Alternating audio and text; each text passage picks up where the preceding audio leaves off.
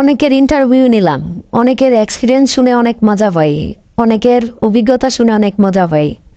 যাই হোক, ভালোই লাগলো। তো আজকে ইন্টারভিউ শুরু হবে, বাইরে কে দাঁড়িয়ে আছে ভিতরে পাঠিয়ে দাও। জি ম্যাডাম, আমি এখনই পাঠিয়ে দিচ্ছি। আপনার নাম শফি সাহেব, আপনি পুলিশের চাকরির জন্য ইন্টারভিউ দিতে এসেছেন।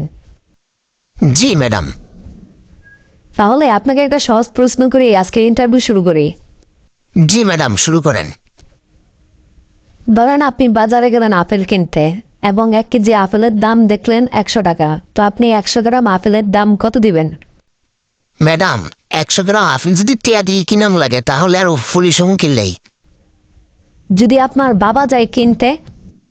ম্যাডাম, আর বর দাঁত নাই, হেতে কিনলে কলাই কিনবো, আপেল কিনবো কিনলেই। আচ্ছা, যদি আপনার ভাই যায় কিনতে? ম্যাডাম, আর ভাই যদি 100 গ্রাম আপেল কিনতেই যায় তাহলে অযথা কিনলেই 1 কেজির দাম জিগাইব, তাহলে 100 গ্রামের দামই জিগাইব। যদি সাধারণ কেউ কিনতে যায়? ম্যাডাম, সাধারণ কেউ কিনার কি সাধ্য আসেনি, কিনলে পয়সা লড়াই কিনবো। ও আচ্ছা, যদি পয়সাওয়ালা কিনতে যায়? ম্যাডাম, পয়সা লাগা যদি কিনতেও যায় হেতে কেন 100 গ্রাম কিনবো, হেতে কিনলে তো কমপক্ষে 2 কেজি কিনবো, আর হেতে যখন কিনবো তখন তে তো হেতেই দিব, তখন হে হিসাব কেন আনতেছেন?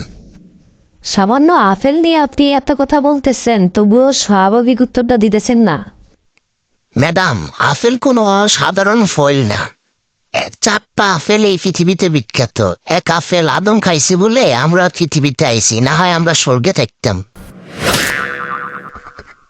দ্বিতীয় আপেল হইল নিউটনের আপেল। সেই দিন নিউটনের মাথায় এই আপেল না পড়লে তাহলে অভিকর্ষ মহাকর্ষ সূত্র পড়ে আমাদের ব্রেন নষ্ট করার লাগত না।